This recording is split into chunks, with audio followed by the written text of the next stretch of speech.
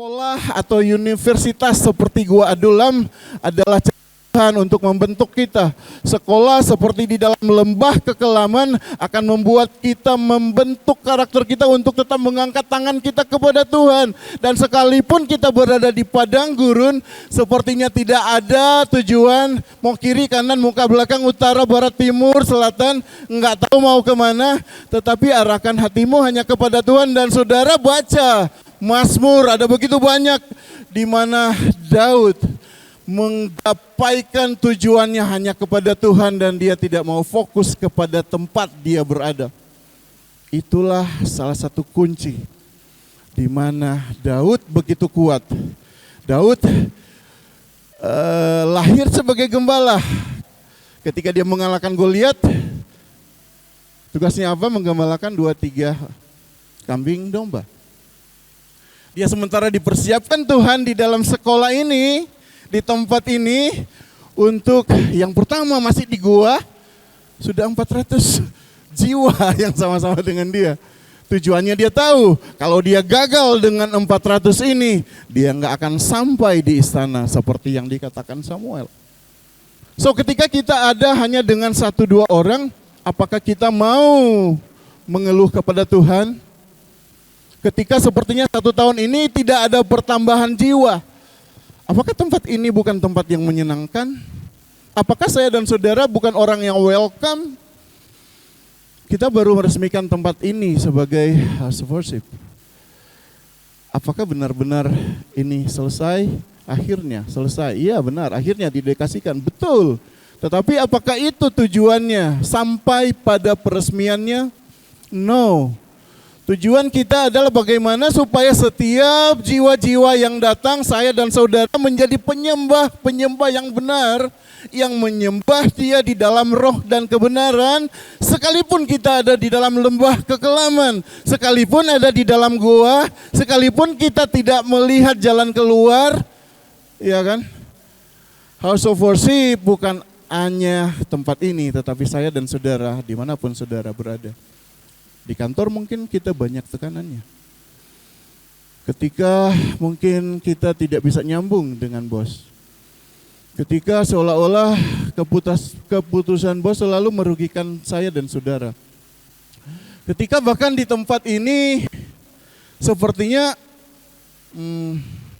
gembala mungkin, leader mungkin, pengurus CGL mungkin tidak pernah mau tahu misalnya dengan kita, bahkan kita sosaki mungkin, dorang rupa sepertinya tidak pusing. Tetapi tujuan saya dan saudara bukan sekedar digembalakan, tetapi kita punya hubungan langsung dengan Tuhan untuk boleh bertumbuh ketika seolah-olah orang lain tidak peduli. Karena bukan cuma keselamatan yang berhubungan saya dan saudara itu direct, tetapi kehidupan saudara, karakter saudara, semuanya dibentuk ketika saya dan saudara menyadari mau di tempat apapun, tujuan saudara adalah dibentuk, melayani, dan terus menyenangkan Tuhan. Menjadi penyembah-penyembah yang menyembah Dia di dalam roh dan kebenaran. Apakah sakit? Yes. Apakah susah? Apakah tertekan? Yes. Slide berikutnya, Tuhan mau bilang bahwa God will never lead us to a place where His grace cannot sustain us. Tuhan gak akan pernah menyuruh kita untuk pergi ke tempat di mana kasih karunia-Nya tidak cukup untuk menopang kita. Saudara aminkan bagian ini? Sekalipun di dalam lembah kekelaman, sekalipun saudara ada di dalam gua, sekalipun saudara merasa seperti roda yang paling bawah padang gurun, percaya kepada Tuhan karena kasih karunia-Nya cukup bagi saya dan saudara. Percaya bahwa pencobaan-pencobaan tidak akan melebihi kekuatan kita. Percaya bahwa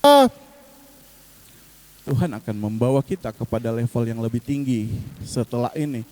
Sebab di balik masalah, di balik salib, selalu ada kemuliaan Tuhan. Selalu ada kemuliaan Tuhan. So, bagaimana Daud begitu kuat melewati setiap ini? Pasal 16 dia diurapi dan hubungan intimnya dia tidak pernah meninggalkan Tuhan. Pengurapan selalu baru itu datangnya setiap hari ketika hati kita selalu terkonek dengan Tuhan.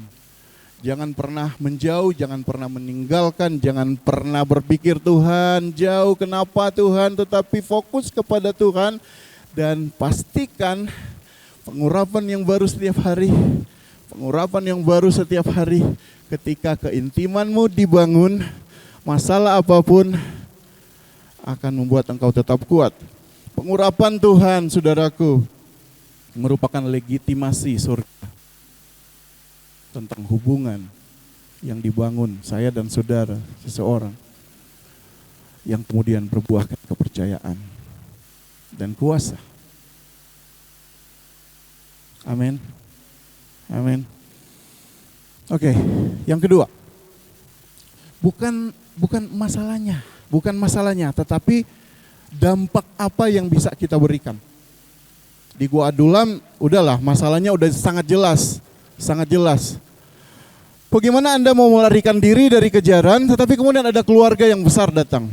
Bagaimana Anda mau melarikan diri dari musuh, tapi kemudian ada orang-orang yang bermasalah? Mari kita lanjut ke slide berikutnya dan kita identifikasi masalahnya. Slide berikutnya.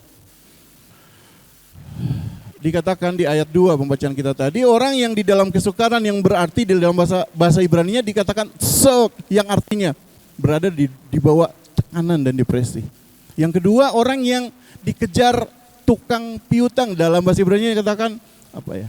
Gelap di sana. Nawasyaw, yang artinya yang sudah tidak memiliki kemampuan membayar karena memang sudah tidak memiliki apa-apa. Yang ketiga, orang yang sakit hati, dalam bahasa Ibrani dikatakan marnefes, yang artinya yang mengalami kepahitan jiwa, yang tidak diperlakukan dengan benar dan layak. Apakah Daud menghakimi mereka? No. Daud menguatkan. Karena apa? Karena dia selalu memiliki hubungan yang diurapi setiap hari, yang setiap hari mendengar firman Tuhan, yang setiap hari kemudian memiliki pujian dan penyembahan, sehingga masalah apapun dia nggak fokus di masalahnya, tetapi selalu ada jalan keluar yang Tuhan kasih setiap hari. Orang yang dibawa tekanan, orang yang depresi itu udah tingkatan stres loh ya. Dan Daud menggambarkan tentang Tuhan Yesus Kristus. Bahwa dalam kondisi apapun yang kita hadapi, Tuhan selalu dengan tangannya yang terbuka dan kemudian siap menyambut saya dan saudara untuk memberikan kelegaan bagi saya dan saudara. Tekanan apapun itu, Tuhan selalu ada, Dia selalu di sisimu. Tepuk pundak, come on, jangan putus asa. Satu langkah lagi dan kamu akan melewatinya. Jangan pernah takut dalam masalah. Tuhan selalu ada. Jangan pernah takut. Hati kita mau terkonek dengan Tuhan. Dan izinkan Tuhan selalu menguatkan. Izinkan Tuhan memberikan kelegaan secara jiwamu. Dan biarkan depresimu hilang dalam masalah apapun. Orang yang tidak memiliki apa-apa lagi, dikejar hutang. Wow, bukankah kita orang yang berdosa, Bapak Ibu Saudaraku, dan bagaimana cara kita membayar dosa kita? Tidak ada cara apapun selain orang yang tidak berdosa, yang datang langsung menebus saya dan saudara. Tuhan Yesus sudah melakukan itu lewat karya penyelamatannya. Dosa saya dan saudara yang tidak bisa dibayar dengan apapun telah lunas dibayar di kayu salib. Kita tidak punya apa-apa untuk bisa membayar. Tetapi karya keselamatan itu sudah selesai dilakukan Tuhan Yesus. Dengan apakah kita bisa membayar? Selain ucapan terima kasih dan ucapan syukur yang bisa kita naikkan setiap hari kepada Dia. Wow. Dia yang dalam rupa Allah tidak menganggap kesetaraannya dengan Allah, dikatakan Filipi 4 ayat 6 sampai 8. Tetapi ia telah mengosongkan dirinya benar-benar. Tidak memiliki reputasi apa-apa. Ya kan? Dia menjadi manusia dan dalam wujudnya sebagai manusia dia taat sampai mati di kayu salib. Hanya supaya saya dan saudara memiliki keselamatan. Karunia yang besar yang tidak akan didapat kepada siapapun, kuasa apapun, baik di sorga, baik di bumi, di atas bumi, mau dimanapun itu, kuasa apapun yang sebelum, yang akan datang, tidak mampu menyelamatkan saya dan saudara. Hanya Yesus lewat karya salibnya yang mampu membayar itu. Dan Daud bukan cuma melambangkan itu, dia memberikan keteladanan dalam hal itu. Orang yang kepahitan, orang yang diperlakukan dengan tidak layak.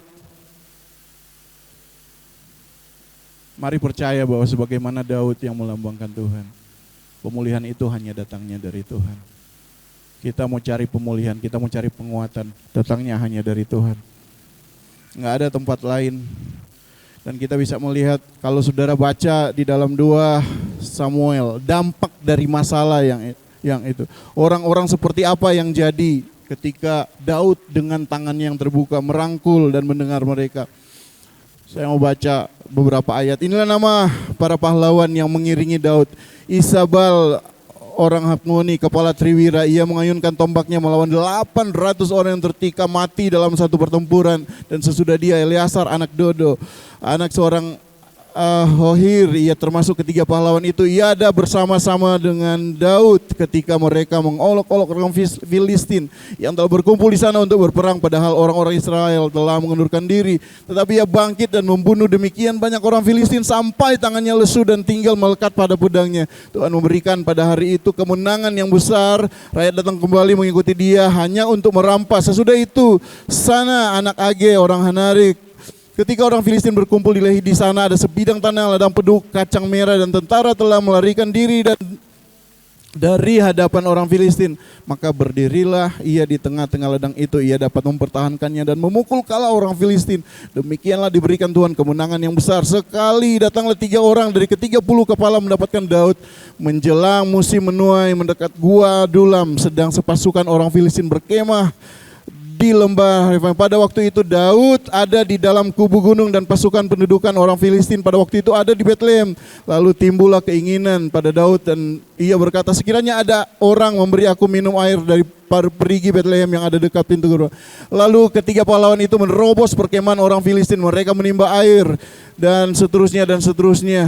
Kemudian ada juga adik Yoab anaknya Seruya, dialah kepala ke-30 orang dan dialah yang mengayunkan tombak melawan 300 orang yang mati ditikamnya, yang mendapat nama di antara ke-30 orang. Kemudian selanjutnya ada Benaya bin Yoyada, anak seorang yang gagah perkasa yang besar yang berasal dari Kabsel. Ia menewaskan kedua pahlawan besar raksasa dari Moab. Juga pernah ia turun ke dalam lubang dan membunuh seekor singa. Pada suatu hari bersalju pula ia membunuh seorang Mesir, seorang yang tinggi perawakannya. Di tangan orang Mesir itu ada tombak, tetapi ia mendatanginya dengan tongkat, merampas tombak itu dari tangan orang Mesir itu, lalu membunuh orang itu, dan seterusnya dan seterusnya.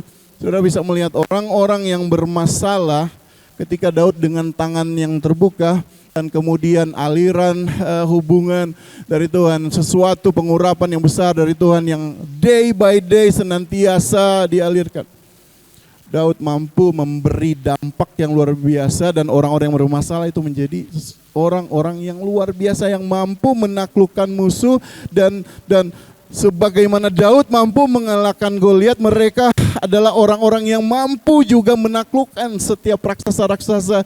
Dan saya dan saudara, kita punya Tuhan yang sama, yang sanggup juga menaklukkan setiap masalah-masalah yang ada di depan kita. Saudara percaya akan hal itu, amin. Rick Warren bilang seperti ini, Tuhan sengaja mengizinkan Anda mengalami pengalaman menyakitkan untuk memperlengkapi Anda dalam pelayanan kepada orang lain. So, kalau saudara lagi ada dalam masalah, jangan cepat-cepat menghakimi Tuhan. Jangan cepat-cepat tanya Tuhan, mengapa Tuhan? Tetapi mari lihat, mari tanya Tuhan, apa yang Tuhan maksudkan ketika saya berada di tempat ini. Mungkin Tuhan mengizinkan saya dan saudara ada di rumah sakit. Apakah saudara tidak berdaya? Saudara bisa sharing firman Tuhan dengan pasien yang lain. Ketika mungkin saudara ada di tempat bukan zamannya terminal, sekarang hampir bilang terminal. Tempat-tempat umum, public area, itu adalah kesempatan saudara menceritakan kebaikan Tuhan. Mungkin saya mau panggil teman saya untuk membawakan kesaksian. Boleh Sis Ivon maju, boleh sambut dengan tepuk tangan dulu, jangan dulu terlalu tegang. Kita mau dengar dulu kesaksian. Dia dirawat sebagai pasien dan seterusnya nanti Anda dengar. Saya nggak mau masuk terlalu jauh.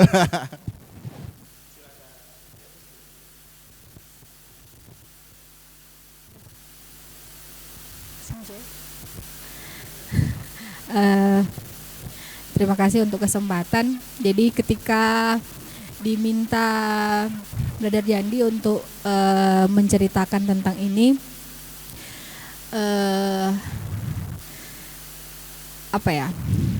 untuk berbagi apa yang terjadi.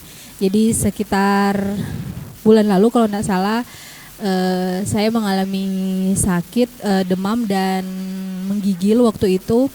Rasanya memang benar-benar agak-agak tidak nyaman sampai akhirnya saya yang biasanya memilih untuk dirawat di rumah sakit Manado karena provider asuransi. Tapi waktu itu karena saking nggak tahannya sampai akhirnya mampir di Gunung Maria. Waktu selama di Gunung Maria itu saya di ruangan bersamaan dengan seseorang yang tidak saya kenal. Ada seorang oma. Nah, dalam di rumah sakit itu sebenarnya kita sih yang lebih banyak merasakan DP sakit karena oma ini lebih duluan masuk dan dia lumayan tidak terlalu banyak keluhan tapi lebih banyak diam. Nah, beberapa pengunjung rumah sakit yang datang mengunjungi saya, salah satu dari Brother Yandi dan beberapa yang lain datang ke rumah sakit mendoakan saya sekaligus mendoakan oma ini. Ada sekitar 2 atau 3 kali begitu yang mendoakan oma. Nah, pas satu kali di posisi saya dan oma dua-duanya tidak ada yang menjaga karena suami pulang. Dan yang menjaga oma juga waktu itu pulang. Nah, oma ini berawal membahas ke saya untuk ucapan terima kasih karena merasa terlayani dengan teman-teman yang datang ke saya tapi juga mendoakan oma. Dari pembahasan berawal dari itu, akhirnya saya mulai bertanyalah tentang keluarga dan sebagainya. Sampai pada akhirnya saya tahu bahwa oma ini adalah dari agama sebelah yang pindah ke Kristen. Tapi karena dia pindah, jadi keluarga besarnya yang sebenarnya adalah keluarga yang mampu sudah tidak mengakui dia lagi sebagai keluarga karena dia pindah. Nah, dia bukan orang Manado tapi dia menikah dengan orang Manado dan punya menikah kedua yang di pernikahan kedua itu memiliki anak di orang-orang sini. Tapi dari cerita si oma sih anak-anaknya ini agak kurang memperhatikan dia lah dan sebagainya. Ceritanya lumayan panjang sampai akhirnya ada banyak yang kita bahas. Sampai akhirnya si oma tiba-tiba menceritakan bahwa oma ini mengalami masalah. Masalahnya adalah ketika dia masuk di rumah sakit, dia mengetahui bahwa anaknya yang membayar BPJS ternyata sudah tidak dibayar dengan jangka waktu beberapa bulan. Jadi oma ini ada di rumah sakit semenjak hari pertama dan seterusnya, bukan cemas lagi dengan penyakitnya, tapi lebih cemas lagi tentang pembayaran karena kalau sampai dengan waktu tertentu BPJS ini belum dibayar, oma harus bayar manual dan otomatis pasti lebih banyak. Nah, terus bertanyalah saya tentang berapa oma tunggakan dari BPJS. Terus dibahas lah, tunggakannya begini sudah dibahas dengan Oma. Terus saya share ke teman-teman di iCare, teman-teman posisinya seperti ini, menurut saya Oma ini butuh bantuan. Jadi akhirnya ngumpul lah kita beberapa uang begitu untuk membantu membayar si tunggakan BPJS-nya Oma. Pembayaran BPJS-nya selesai sih, terbayar.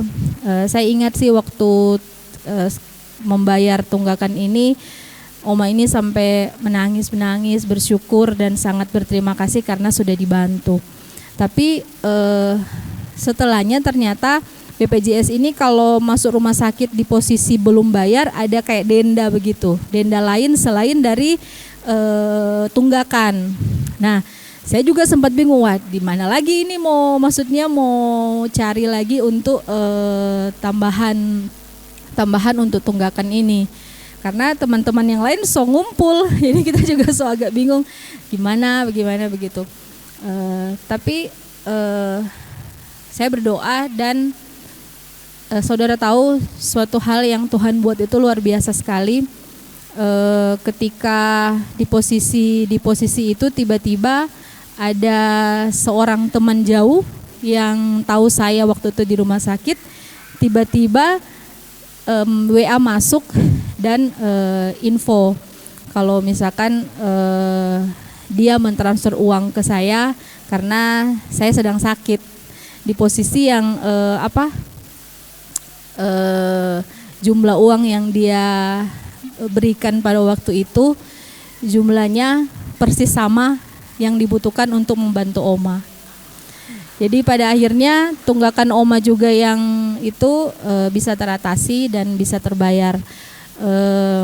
Di posisi itu sebenarnya saya dalam keadaan sakit, tapi kita bersyukur bahwa Tuhan masih memberikan kesempatan untuk bisa membantu Oma itu.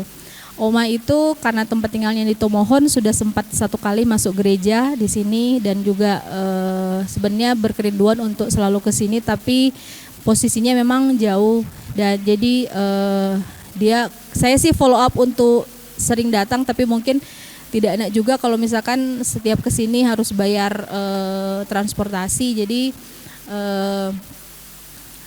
belum datang lagi. Tapi semoga Tuhan berkenan bisa datang lagi. Terima kasih. Oke, thank you Sis Yvonne. Terima kasih untuk kesaksiannya. Dimanapun kita masih bisa membawa dampak buat banyak orang. Daud adalah seorang raja sudah diurapi. Tetapi kemudian dia harus ada di dalam gua. Iya kan? Mari kita lihat bagaimana Daud sampai di goa, sampai di istana maksudnya. Sekali lagi saya mau ulangi, tadi sudah bilang bahwa usia 15-16 tahun dia diurapi, 17 mampu mengalahkan Goliat, pasal 17 maksudnya. Kemudian apa yang dialami justru dia harus dikuatkan, menguatkan. 1 Samuel pasal 31 dan 2 Samuel pasal 1 menceritakan Daud bahkan kehilangan Yonatan karena mati di dalam peperangan, sahabat yang baik. Kita mungkin kehilangan saudara sahabat yang baik. Tapi kemudian di 1 Samuel 30 dia juga kehilangan saudara, istri, saudara-saudaranya ditawan dan dibawa. Memang dia masih mendapatkannya, tetapi ada upaya bahkan dalam posisi itu dia bahkan sampai hampir mati karena harus mendapat ancaman dari orang-orangnya, pengawal-pengawalnya untuk dilempar, dirajam dengan batu. Suatu kondisi yang luar biasa. Tetapi kita bisa melihat Daud terus melangkah.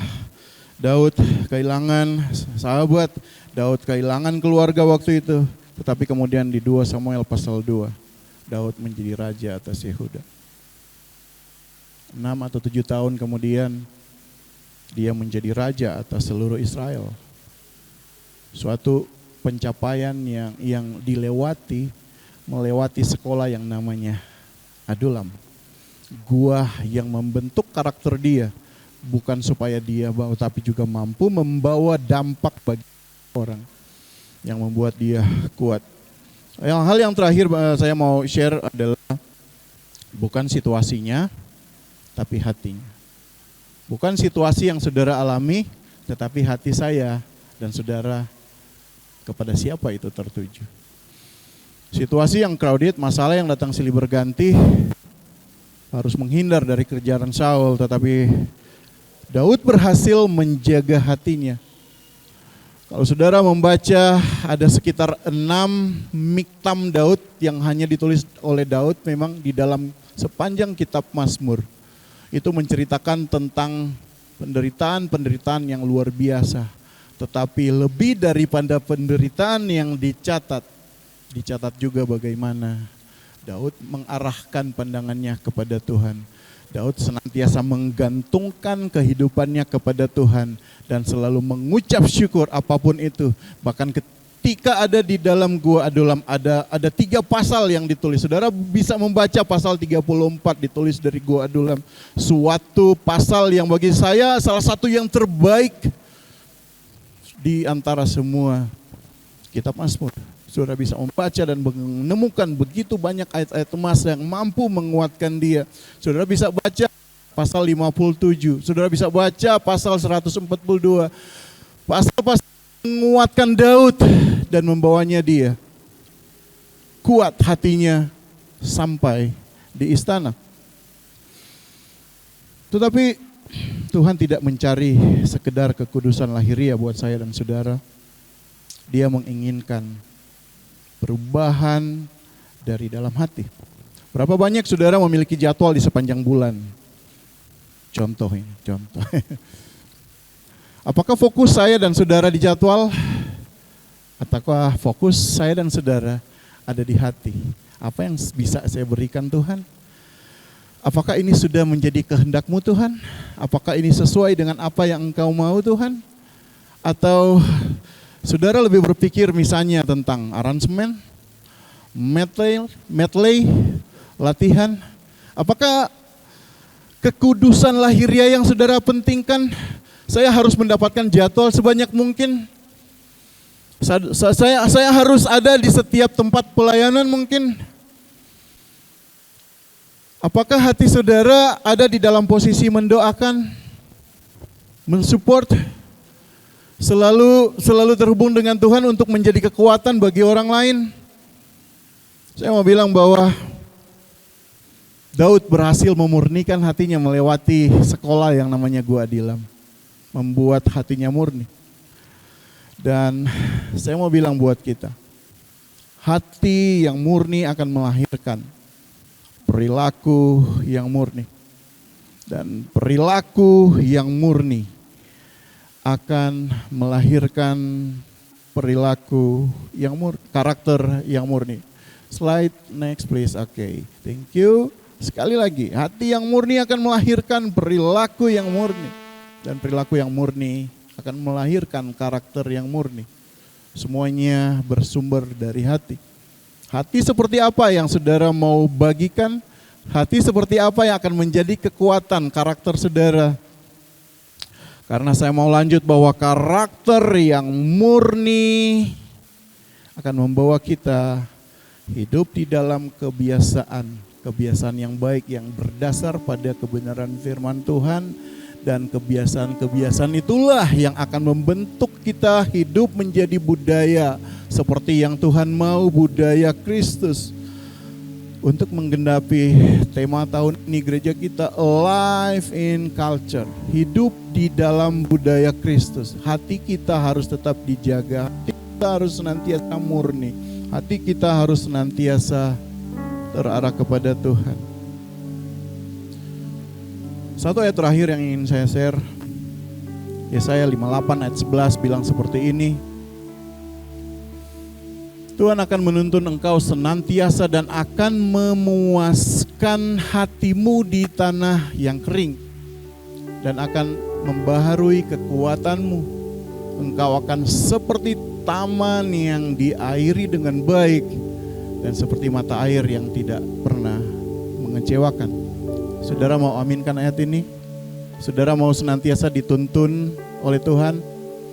Saudara mau hatimu dipuaskan sekalipun ada di lembah kekelaman, sekalipun ada di gua adulam, sekalipun saudara ada di dalam posisi kering, padang pasir.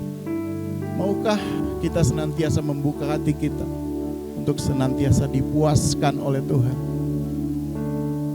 Membaharui setiap kekuatan kita hari demi hari, tanpa peduli suka duka masalah datang silih berganti.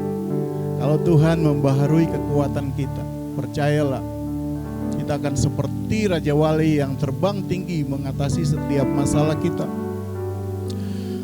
Kita akan senantiasa tetap kuat badai apapun itu.